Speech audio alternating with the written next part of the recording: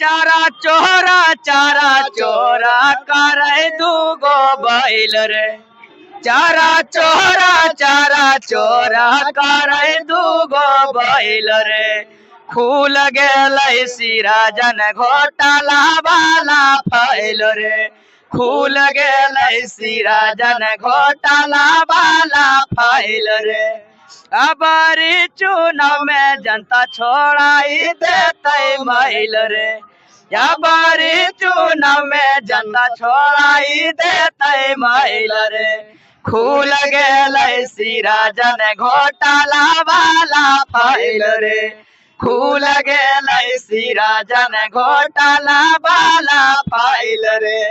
17,000 करोड़ रुपया कहाँ कई धैल रे।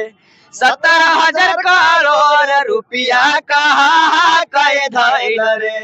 खुल गेलै सिराजन घोटाला वाला